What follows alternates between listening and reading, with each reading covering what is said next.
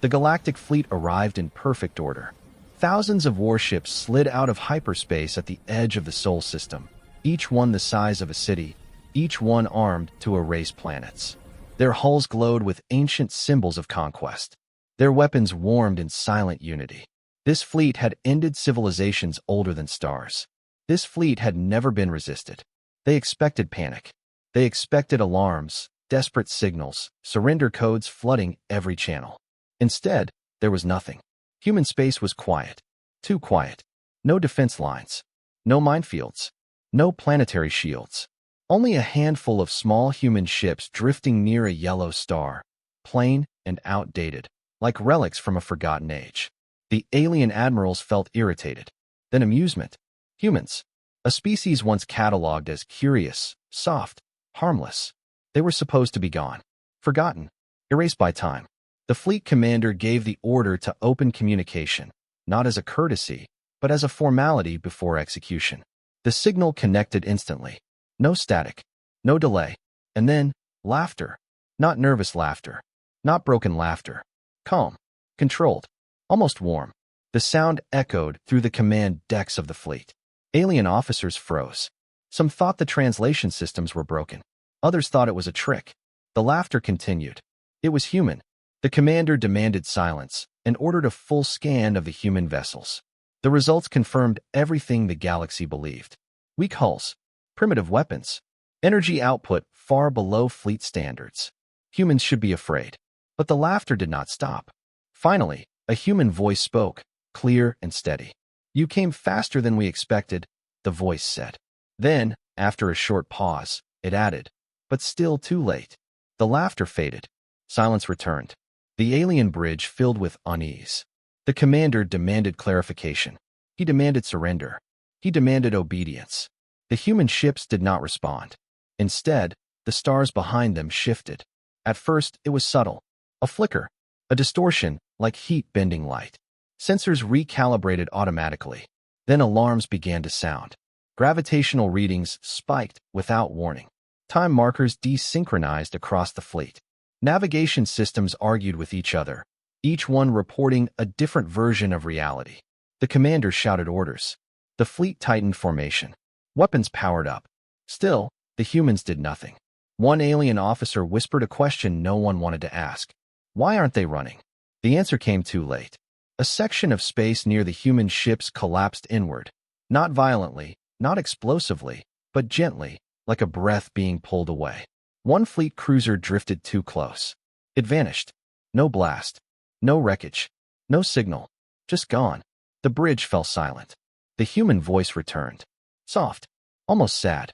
"We hoped you would never find us again," it said. "We hoped the galaxy would forget." The commander finally felt fear.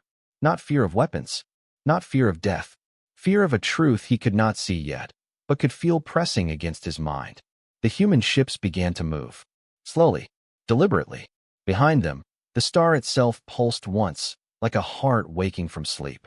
And across every channel, in every language the fleet had ever learned, one final message appeared. This system is closed. The fleet prepared to fire. The humans did not raise shields. They did not aim weapons. They waited. And for the first time in the history of the galaxy, the conquerors realized they were not facing prey. They were standing at the edge of something that had been waiting for them all along.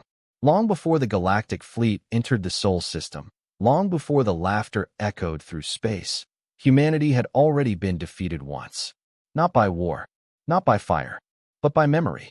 In the age when the galaxy was young and loud with ambition, humans had reached the stars quietly. Their ships were small. Their drives were slow. They did not arrive as conquerors or gods. They arrived as observers. Human envoys once stood inside the great chambers of the Galactic Council. They listened more than they spoke. They asked questions that others found strange, about stars, about time, about what came after victory.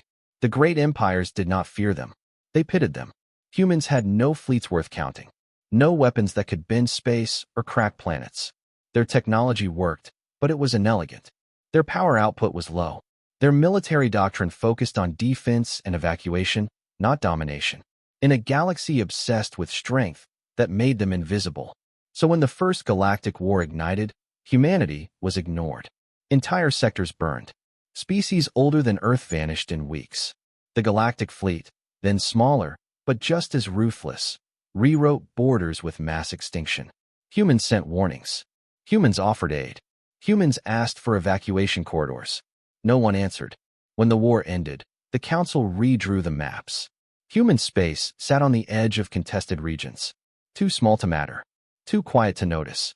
Then the maps stopped updating. Human colonies went dark one by one. Long-range sensors detected nothing unusual. No explosions. No distress calls. Just silence. The official record marked them as lost to instability. That was the polite word the galaxy used when it did not care enough to investigate. Centuries passed. New empires rose. Old ones fell. The Galactic Fleet grew into a legend of unstoppable order. They erased threats before they could grow. They enforced peace through annihilation. And humanity faded into footnotes. Archived as a minor species. Assumed extinct. Forgotten. But in the dark between stars, humans remembered everything. They remembered the unanswered warnings. They remembered the closed borders. They remembered how quickly help vanished when strength was absent. So they changed. Not all at once. Not loudly. Human leaders gathered what remained of their people and made a decision that would never appear in galactic records. They would never compete on the galaxy's terms. They abandoned expansion. They dismantled visible fleets. They erased their own presence from trade routes and star charts. Human systems were sealed, hidden behind layers of false signals and gravitational noise. Outwardly, humanity shrank. Inwardly, it transformed. They stopped asking how to win wars. They began asking how to end them before they started. Human scientists studied the oldest forces in the universe, not weapons, but foundations. Gravity, causality, stellar life cycles. The quiet rules reality obeyed without question. They learned that space was not empty. It was tense, stretched, waiting to be shaped. Entire human worlds were redesigned. Planets were hollowed carefully, turned into laboratories and engines. Stars were monitored like living beings, their pulses measured, their futures calculated centuries in advance. No single human understood the full system. That was intentional. Humanity learned another lesson from history. Power that can be stolen will be stolen. So they divided knowledge. Shared burden. Shared sacrifice. Generations were born knowing they would never see the stars the way their ancestors had. Children grew up under artificial skies, taught that survival sometimes meant choosing obscurity over glory. And still, they waited. They watched as the Galactic Fleet grew arrogant. Watched as the entire species vanished. Watched as the galaxy learned to equate silence with safety. When the fleet finally rediscovered human space, it was not because humans failed to hide. It was because the galaxy ran out of room to burn. Now, in the present, the alien commander aboard the fleet's flagship studied ancient records pulled from deep archives. Files marked obsolete. Species classifications stamped irrelevant. Humans. The data did not match what he was seeing. According to the records, humans should not be capable of manipulating gravity on this scale. They should not be able to mask entire star systems. They should not be able to make warships vanish without energy discharge. The commander felt something dangerous settle into his thoughts. Doubt. He ordered deeper scans, pushing sensors beyond safe limits. Subspace readings came back distorted. Time signatures refused to align. It was as if the Sol system existed slightly out of phase with reality. An officer spoke hesitantly. "Commander, this system doesn't behave like normal space." Before the commander could respond, a new signal appeared, not from the human ships, but from inside the system itself. Ancient, wideband, unmistakably artificial. Human infrastructure was waking up. Hidden stations unfolded from orbits though empty. Structures revealed themselves not through light, but through absence. Regions where sensors could not see, could not calculate. These were not weapons platforms. They were anchors. The fleet realized too late that they had not entered a battlefield. They had entered a trap designed centuries ago. The human voice returned once more, quieter than before. "You were never meant to find us like this," it said. "We were content being forgotten." The commander demanded to know what humans wanted. The answer came without hesitation. "To make sure this ends here." The stars dimmed slightly, as if listening. And across the galaxy, long-buried records began to unlock. Old warnings, old human messages, finally reaching civilizations that no longer existed to hear them. The past was catching up, and the fleet was standing at the center of it. The Galactic Fleet believed it understood war. It understood formations, firepower, and fear. It understood how species broke, how long it took before panic replaced discipline. Every battle followed patterns. Every civilization collapsed in familiar ways. That belief began to die the moment the Sol system finished waking up. What the fleet saw was not a defense grid. It was a process. Across the system, space itself started behaving differently. Distances no longer made sense. Ships that should have been hours apart registered as seconds away. Weapon targeting systems struggled to lock, not because of jamming, but because positions refused to stay fixed. The humans were not hiding behind shields. They were standing inside the machinery of reality. Deep beneath the surface of Earth, far below oceans, far below bedrock, vast chambers hummed with controlled energy. These were not command centers. They were not military bases. They were stabilizers. Human engineers had learned long ago that the universe preferred balance. Push too hard in one direction, and reality pushes back. The galaxy's empires had ignored this rule, forcing space to bend again and again with violent technology. Humanity has chosen a different path. They did not bend space. They listened to it. Every star in the Sol system had been studied for centuries. Not just its mass or heat, but its rhythm, its natural oscillations, its future death. Humans discovered that stars spoke, not in sound, but in mathematics. Predictable patterns hidden beneath chaos. Patterns that could be nudged, guided, encouraged, never forced. The first human experiments failed catastrophically. Entire research teams vanished when early prototypes collapsed localized gravity fields. Humanity mourned, recorded the data, and continued. Because survival demanded it, they learned restraint, precision, patience measured not in years, but in lifetimes. By the time the galaxy believed humanity extinct, humans had already mastered something no other species had dared attempt.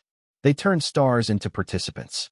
The yellow star at the heart of the Sol system was no longer just a sun. It was part of a network, linked to hidden structures orbiting at mathematically impossible positions. Structures held in place by countergravity fields so delicate they could collapse if observed incorrectly. The fleet's sensors strained as these anchors synchronized. Inside alien command decks, officers shouted as readings contradicted themselves. One screen showed rising energy. Another showed energy loss. A third insisted nothing was happening at all. All of them were right. Human technology did not produce overwhelming energy spikes. It redistributed what already existed, borrowed force from one point in space, and returned it somewhere else. Perfectly balanced. The fleet commander ordered a test barrage, limited fire, directed at empty space near the human ships. The weapons discharged in brilliant arcs of light. They never reached their targets. The beams curved, bent, not sharply, not dramatically, but just enough to miss. They continued traveling, endlessly, trapped in invisible loops that spiraled away from the battlefield. The commander stared. Weapons that could crack moons were being politely redirected. Not blocked, not absorbed, redirected. A human observer station recorded the event and logged it as expected behavior. Inside the station, generations of humans worked in silence. Their faces were calm, but tired. Every system activation shortened lives. The stress placed on local spacetime required constant correction. It demanded attention, focus, sacrifice. No human alive believed this system was eternal. It was never meant to be. It was meant to be final. Humanity had accepted a terrible truth centuries ago. If the galaxy continued on its path, there would be no one left to inherit it. Power would escalate until nothing remained. So humans designed something that could not be conquered, because it could not be taken. Every major component of the Sol defense network was keyed to human biology, neural patterns, genetic markers, even emotional responses. Rage destabilized it. Greed corrupted it. Only cooperation kept it running. The fleet commander, desperate, ordered boarding parties prepared. If the humans would not fight directly, their infrastructure would be seized. The order was never executed. The moment shuttles launched, space around them thickened. Movement became sluggish. Engines strained as if pushing through liquid. Then time itself began to slip. Crew members reported seconds stretching into minutes. Commands arrived before they were given.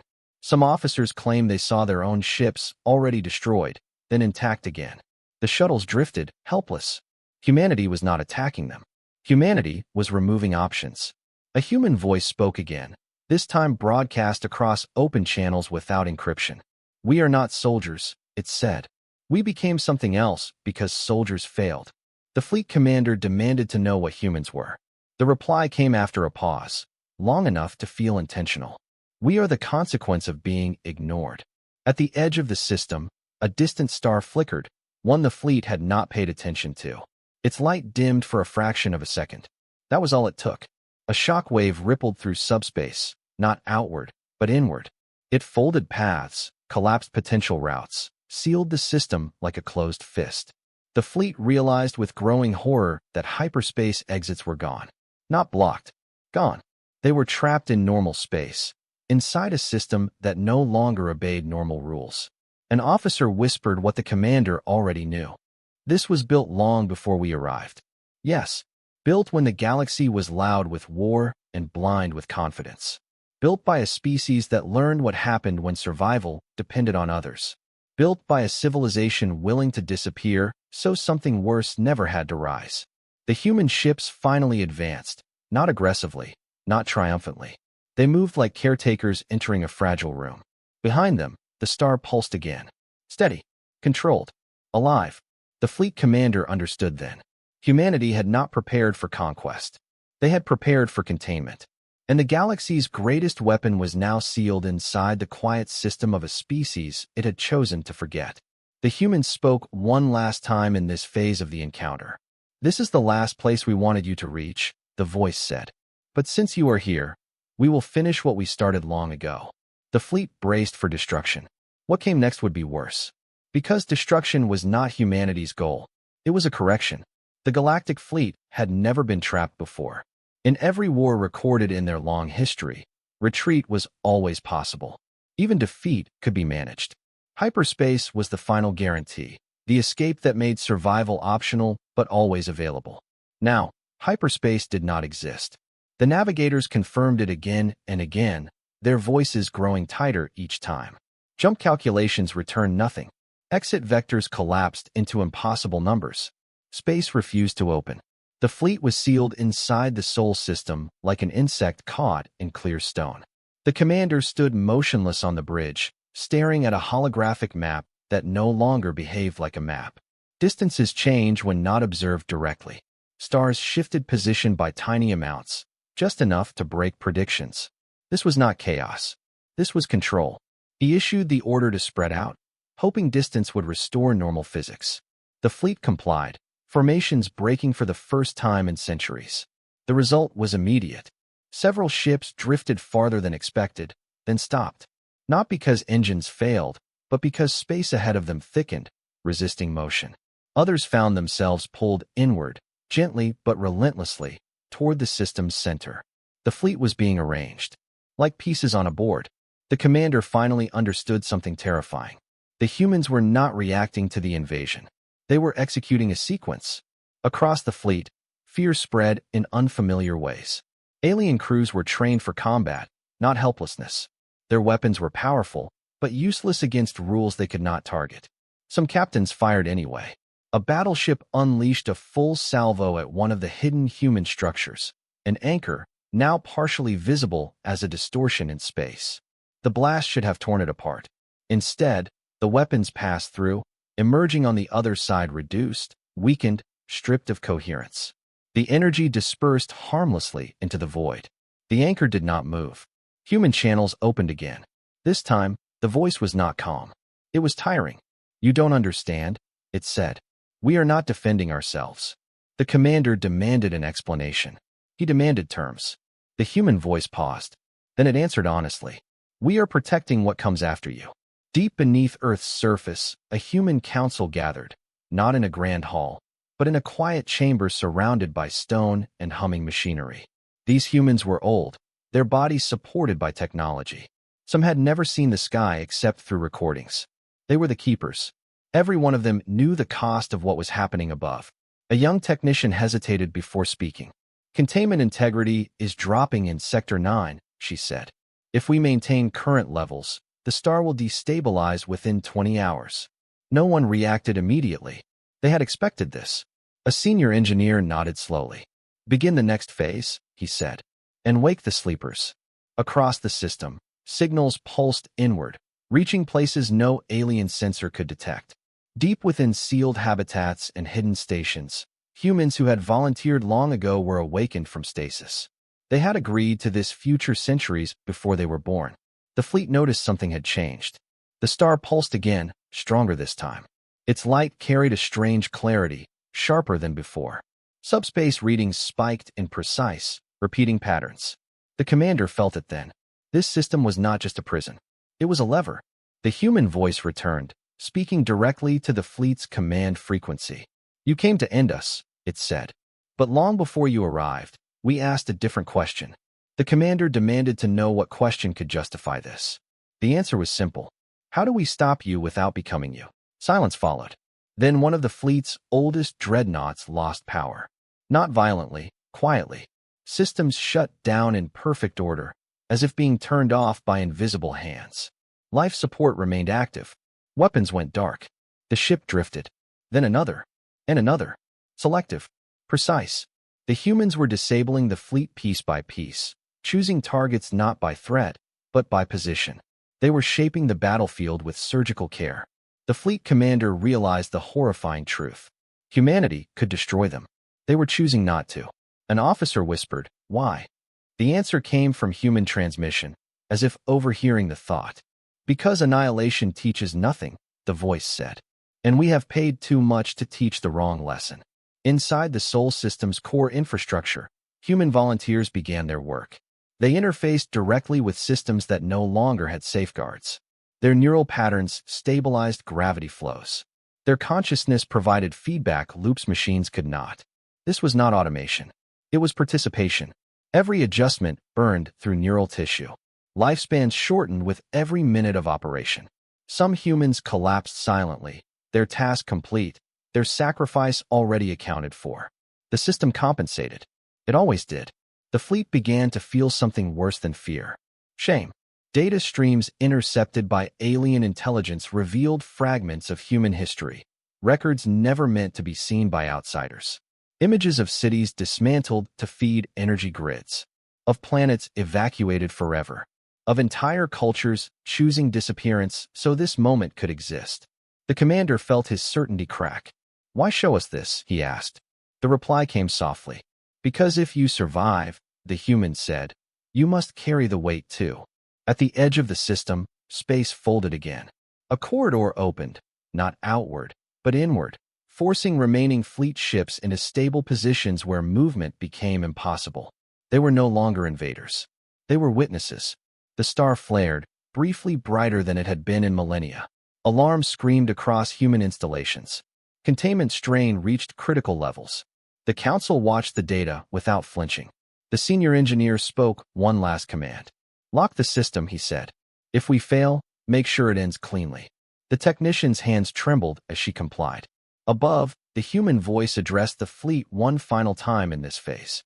"This is where the galaxy made its last mistake," it said.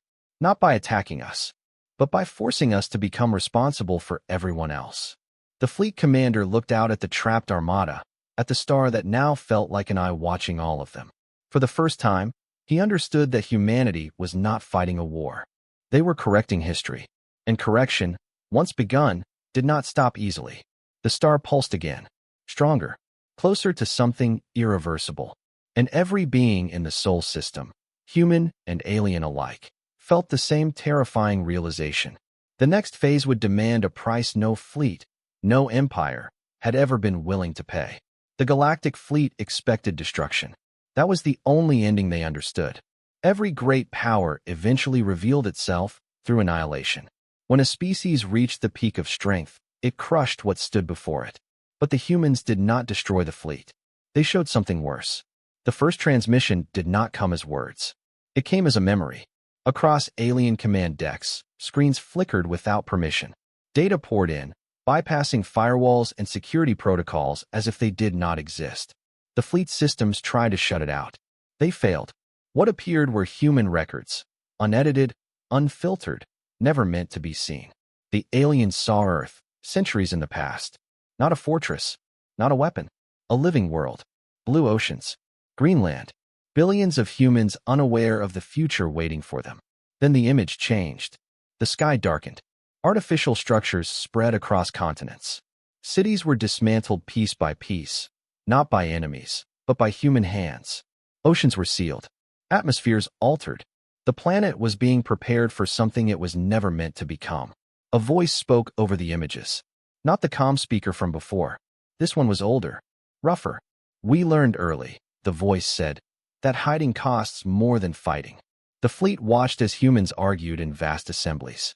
Scientists, leaders, civilians. There was fear, rage, denial. But there was also something the fleet rarely saw. Agreement. The footage showed a vote. Not unanimous, but decisive. Earth would be sacrificed, not destroyed, transformed.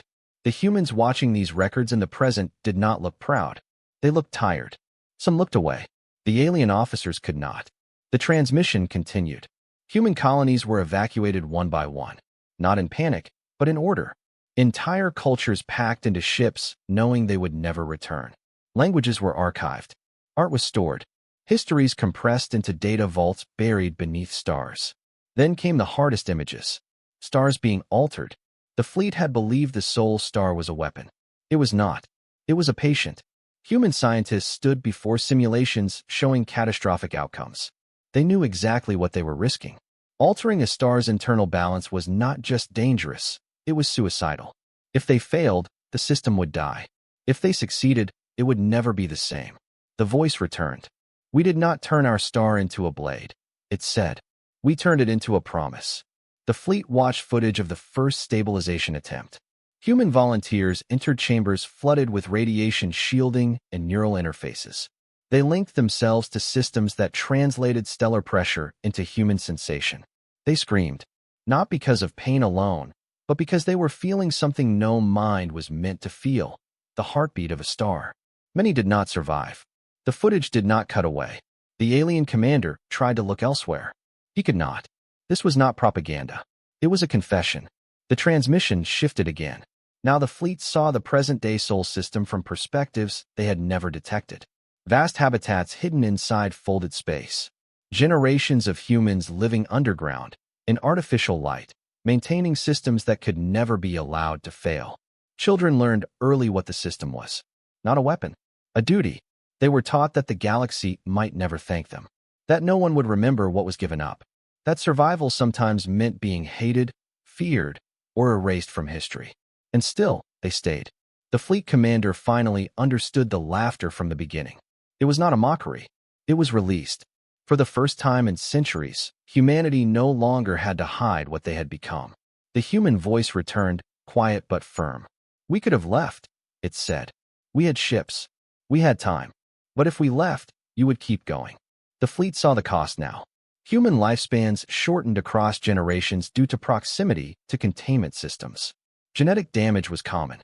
Entire family lines ended maintaining balance no one else even knew existed. The system consumed people. Willingly. The fleet commander felt something unfamiliar tighten in his chest. Regret. Another image appeared. A human council chamber, moments ago. The same tired humans seen earlier. Alarms blared softly in the background. Containment failure was approaching.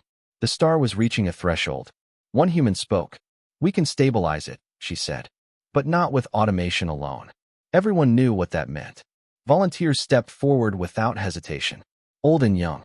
Engineers and caretakers. Some smiled. Some cried. None refused.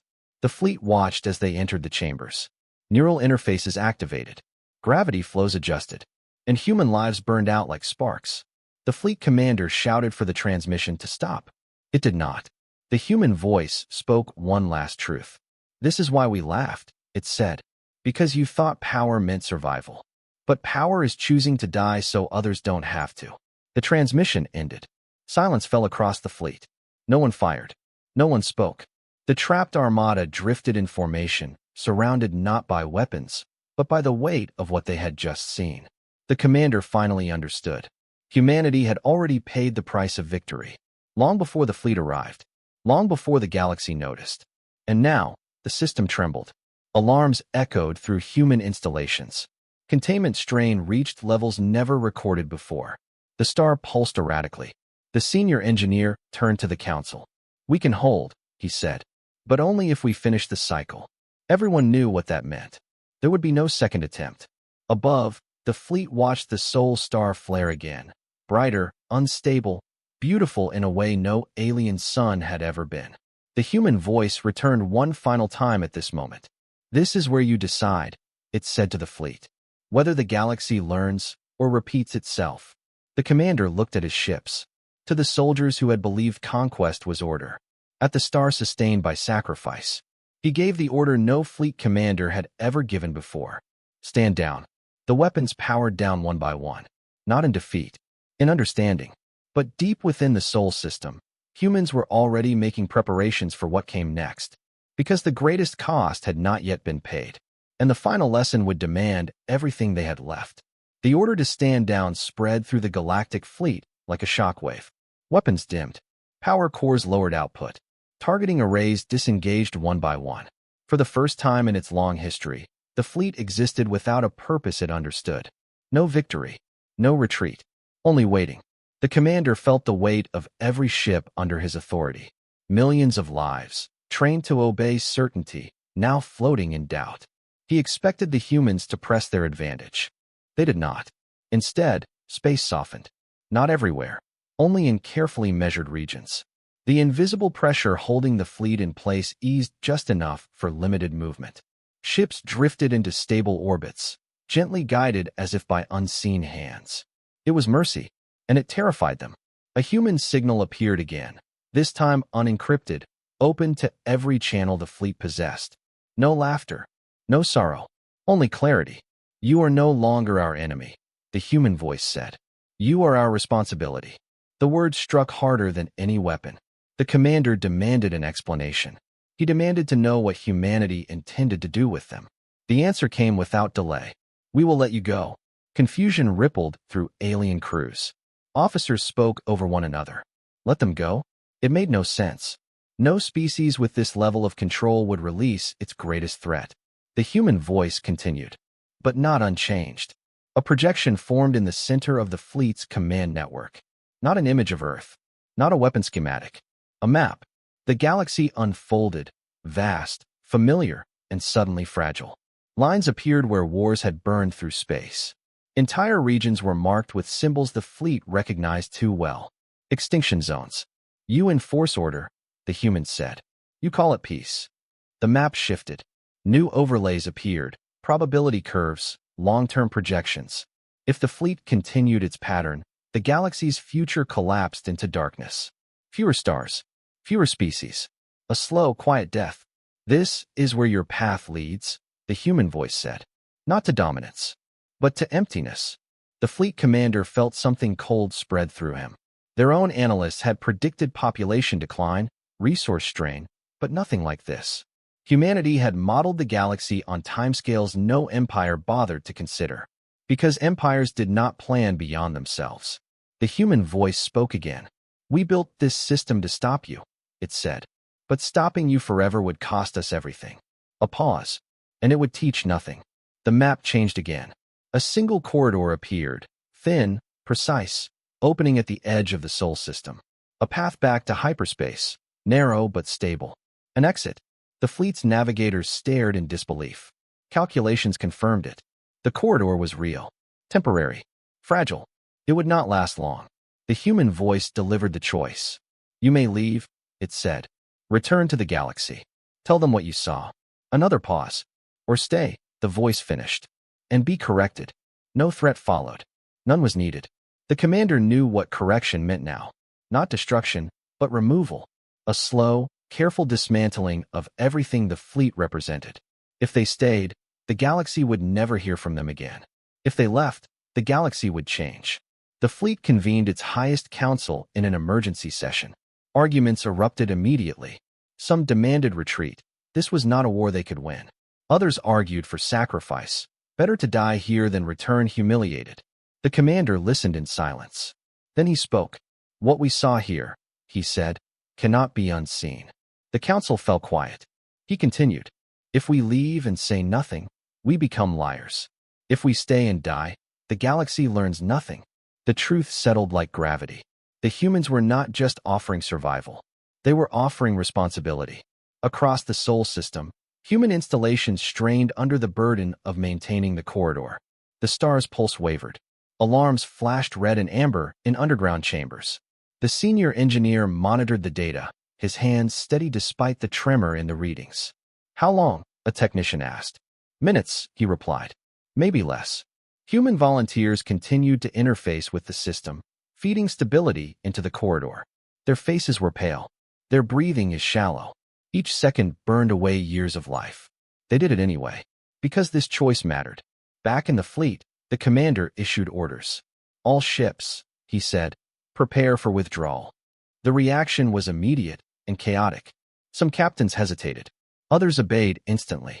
Engines powered carefully, fearful of destabilizing the fragile path. The first ships approached the corridor. Nothing happened. No attack. No collapse. The corridor held. As the first cruiser crossed the threshold, its systems flickered, then stabilized. Hyperspace bloomed around it. The ship was gone. A collective breath passed through the fleet. They could leave. One by one, ships followed. The process was slow, deliberate. No rushing. No mistakes. The humans adjusted the corridor constantly, compensating for mass, energy, movement. Every correction cost them. Deep underground, a human volunteer slumped forward, unresponsive. Systems compensated automatically. Another took their place. No announcement was made. There was no time. The commander's flagship remained behind, last in line. He watched as the final ships vanished, carrying with them not just crews, but truth. Before entering the corridor himself, he opened a private channel to the human transmission. "You could have ended us," he said. "Yes," the human replied. "Why didn't you?" The answer came quietly. "Because the galaxy doesn't need another ghost." The commander nodded, though no one could see it. His ship entered the corridor. Hyperspace closed behind him. Silence returned to the Sol system. The corridor collapsed gently, like a wound ceiling. Space relaxed. The pressure eased. The star's pulse slowed, still unstable but holding. Human systems began emergency shutdowns across the network. Anchors powered down in sequence. Gravity flows normalized as much as possible. In the underground chamber, the senior engineer sagged into his chair. His hands shook now that it was over. "We bought them time," the technician said softly. "Yes," he replied. "Now let's hope they use it." Far beyond Sol, the fleet emerged into known space. And the galaxy noticed. Emergency signals flooded every channel. Long-range scans confirmed the impossible. Entire armadas retreating intact from a system that should not exist. The commander transmitted a single message to every major power, every council, every empire. No embellishment. No threat. No demand. Only the truth. He showed them the records. The sacrifices. The projections. He showed them what humanity had become. And what the galaxy would become if it ignored the warning. Panic followed. Denial. Rage. Disbelief. But the data did not lie. For the first time in galactic history, the fleet did not enforce order. It delivered a warning. Back in the Sol system, humans watched the stars quietly. They did not celebrate. They mourned those lost holding the corridor open. Names were recorded. Faces archived. No monuments were built. There was still work to do. Because the galaxy had been given a choice. And humanity knew, from painful experience, that choice did not guarantee wisdom. Only possibility. The Sol star pulsed once more, weak, but alive. The system had survived. The question now was whether the galaxy would. The galaxy did not change all at once. At first, it was denied. When the galactic fleet emerged from hyperspace and broadcast its warning, most powers reacted with disbelief. The fleet had never retreated before. It had never apologized. It had never shared classified combat data with rivals, enemies, or civilians. Yet now it did all three. Across thousands of worlds, leaders watched the same recordings. Human sacrifice, stellar containment, mathematical futures collapsing into extinction if conquest continued. Some laughed. Others called it deception. A human trick. A psychological weapon meant to weaken galactic resolve. But the data was too precise. Independent scientists verified it within days. The projections aligned with their own long-ignored models. resource curves, population decay, stellar instability caused by excessive space-time manipulation. The galaxy had been eating its future, and humanity had stopped, just long enough to hold up a mirror. The first real change came quietly. A minor empire on the edge of known space canceled a planned purge of a neighboring species. Not out of mercy, but caution. They cited long-term instability risks. Another delayed expansion. Another recalled fleets. Then came the fear. Because fear spreads faster than wisdom. If humans could trap the fleet, if they could reshape stars, if they were willing to erase themselves to stop a threat, what else could they do? Rumors grew wilder with every retelling. Some claimed humans were already everywhere, hidden inside folded space. Others said Sol was not unique, that humanity had turned multiple systems into sleeping weapons. None of it was true, but humanity did nothing to correct the lies. Silence, they knew, was part of the lesson. The Galactic Council reconvened for the first time in centuries, not to divide territory, but to argue survival. Delegates shouted. Alliances broke in real time. Old grudges resurfaced, sharpened by panic. One question echoed through every chamber. Why didn't we know? The answer was uncomfortable. Because humans were easy to ignore. Because they did not threaten. Because they did not conquer. Because they asked questions instead of issuing demands. The galaxy had mistaken quiet for weakness. Now, every species re-examined its own past. Archived communications resurfaced. Human warnings left unanswered. Aid requests dismissed. Evacuation corridors denied. Messages marked low priority because they came from a species with no fleets. Guilt spreads unevenly. Some worlds collapsed under it. Others hardened, choosing denial over responsibility. The Galactic Fleet, once the symbol of unstoppable order, became something else overnight. A witness. Its commanders were summoned before councils that had once bowed to them. They spoke plainly, without pride.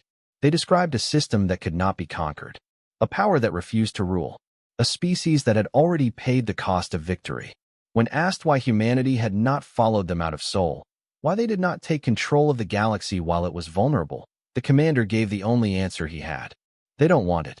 That answer frightened the galaxy more than any threat. In the Sol system, life slowed. Human installations powered down to minimal levels. Entire sections of the containment network went dormant, damaged beyond safe operation. Volunteers who had held the corridor open were buried quietly in artificial soil beneath the planet's crust. There were no speeches, no declarations of triumph. Humanity mourned privately. Children were told stories, not of battle, but of choice, of why their ancestors had decided to stay hidden, of why laughter had been easier than fear. The star stabilized, but it was weaker now.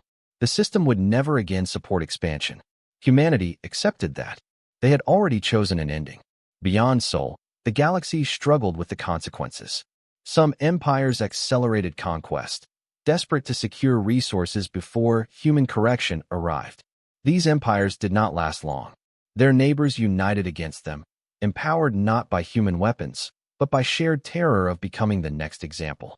Other civilizations changed doctrine entirely. Fleets were dismantled. Energy weapons mothballed. Research shifted from dominance to sustainability. For the first time in known history, restraint became a strategic value. Humanity watched it all from a distance.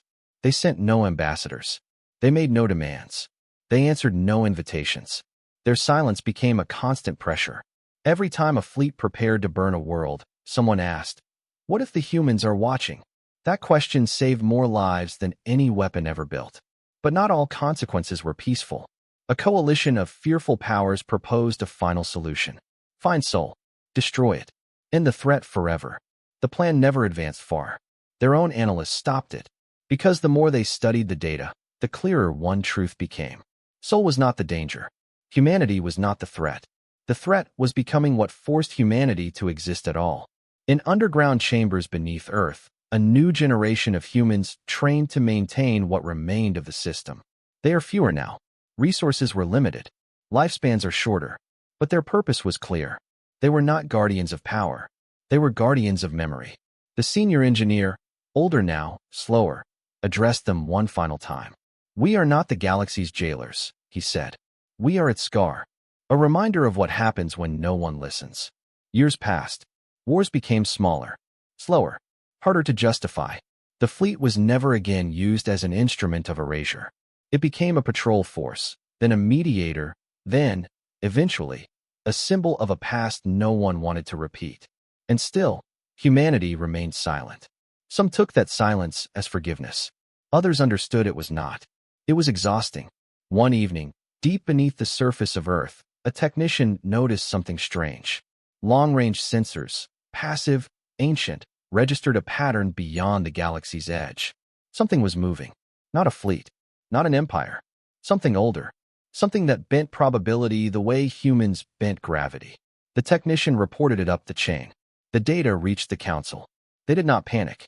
They had prepared for this possibility, too. The senior engineer closed his eyes as the projections formed. So he said softly, "The galaxy's not done testing us." A young operator asked the question no one wanted to voice. "Do we wake the system again?" The engineer looked at the star's fading pulse, at the names etched into the memorial archives, at a galaxy only beginning to learn restraint. "No," he said. "Not yet. First," he added, "let's see if they can stand on their own." Far away, civilizations argued, rebuilt, and hesitated before every act of violence. They did not know what was coming. Only that, somewhere in a quiet system, humanity was watching and hoping, against all evidence, that this time, the galaxy would choose differently. The stars remained still, for now, but the final test had already begun. The galaxy did not know when the test truly began. There were no alarms, no dramatic invasion, no fleets appearing in fire and light. What approached was older than strategy, older than conquest. It did not arrive with ships. It arrived without me. At the far edge of the galaxy, stars began to dim. Not explode, not collapse. They simply faded. Their energy drained in ways no known physics could explain. Entire systems slipped into silence, leaving behind perfect darkness. Civilizations noticed too late. This was not an enemy that could be fought. It was a correction of a different kind. Galactic scientists named it many things. The quiet end, the eater of probability, the final drift. None of the names mattered. What mattered was the truth hidden in the data. The galaxy itself was being rebalanced. Too much energy, too much manipulation, too many shortcuts through space and time. Reality was closing the account. Panic returned, sharper than before. Fleets mobilized. Weapons charged. Old instincts screamed for action. But nothing worked.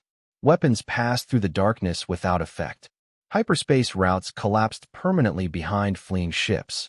The more civilizations tried to escape, the faster the phenomenon spread. And slowly, inevitably, all projections pointed to the same place. Sol, the quiet system, the scar, the one place the galaxy had learned to fear. Human sensors detected the approach long before anyone else did. Not because they were more powerful, but because they were designed to notice imbalance, not threat. In underground chambers beneath Earth, warning lights came alive for the first time in generations. The stars stirred. Not violently, not urgently, like an old guardian opening one eye. The senior engineer stood with difficulty, leaning on a console worn smooth by centuries of hands. Around him, a new generation waited, nervous, determined, far too young to carry this burden. "It's here," a technician said quietly. "Yes," the engineer replied. "I was afraid of that." The data confirmed it. This was not something humanity had built for. Not directly. Their system could contain fleets, bend gravity, and seal space. But this was the universe correcting itself. A young operator asked the question everyone feared. "Do we intervene?" The engineer did not answer immediately. He remembered the laughter, the fleet, the corridor, the choice given. He remembered every life spent buying the galaxy time. "If we do nothing," the technician continued, "everything ends." Slowly, quietly, the engineer closed his eyes. "And if we act," he said, "so do we." Silence filled the chamber. Humanity had always known this moment might come. The final consequence of refusing to conquer, of choosing containment over control. They had built a system not to rule the galaxy, but to give it one last chance. "Wake the core," the engineer said. The words echoed like a sentence. Across the Sol system, dormant anchors reactivated. Not at full strength. They could never be that again. The star's pulse grew steadier, brighter than it had been since the fleet's arrival. But this time, there was no trap, no prison. Humanity was not sealing space. They were opening it. The system unfolded, not outward, but inward, creating a resonance point where reality could be persuaded. Not forced, persuaded. Human volunteers stepped forward again, fewer than before. Older, weaker, still willing. They connected themselves to the core, not to stabilize a star, but to speak to the universe in the only language it respected. Balance. The approaching darkness slowed. Just a little. Enough to be noticed. Across the galaxy, sensors flared. Scientists stared in disbelief as the projections shifted. Collapsed timelines stretched. Some systems stabilized. Someone asked the impossible question. Is someone holding it back? The answer came, not as a broadcast, but as a realization spreading from mind to mind. Humanity was doing it again. Not to save themselves. To save everyone else. In Seoul, alarms screamed. This was never meant to be sustained. The system tore at itself under the strain of interacting with something so vast. The engineer watched volunteers fall, one by one. Their consciousness burned away as they fed stability into the core. Enough, a young operator cried. We can't hold this. The engineer nodded slowly. We're not meant to, he said. He opened a channel. Not to the galaxy. To the system itself. To the thing that was coming. Humanity did not speak in threats. They did not demand mercy. They offered understanding. They showed it the galaxy, not as it was, but as it could be. Slower, quieter, alive, imperfect, but learning. They showed restraint. They showed regret. And finally, they showed it themselves. A species that had been ignored, that had chosen obscurity, that had paid the cost of power without claiming its rewards. The darkness hesitated. Probability bent. Not away, around. The phenomenon did not stop. It changed direction. It passed through the galaxy, not consuming, but equalizing, stripping excess energy, collapsing unstable shortcuts, ending the age of easy conquest forever. It spared what could endure without domination. And then it was gone. The cost was immediate. The soul star dimmed permanently. The core went silent. Anchors collapsed gracefully, their purpose fulfilled. The system shut down. Humanity had no more leverage. No more last cards. Just survival. The engineer slumped as the final reading stabilized. It's over, the technician whispered. Yes, he said. For them. Outside Seoul, the galaxy reeled. Empires built on overwhelming power collapsed overnight. Fleets dependent on space-time manipulation were stranded, forced to negotiate or die. Hyperaggression became impossible. Civilizations adapted or vanished. And for the first time, the galaxy was quiet. Years later, explorers returned to Seoul. They found no fleets, no weapons, no barriers, just a dim star. And a message, recorded long ago, now released automatically across open space. It showed no images of sacrifice, no warnings, only a single human voice, laughing softly, then speaking. We were never gods, it said. We were never conquerors. We were just the ones who stayed. The message ended. The galaxy finally understood. Humanity had not laughed because the fleet was weak. They laughed because they already knew the ending. Not of the battle, of the galaxy. And in that ending, for the first time in existence, survival did not belong to the strongest, but to those who learned to stop. The stars dimmed, then steadied, and humanity, at last, was no longer needed to watch. Their work was done.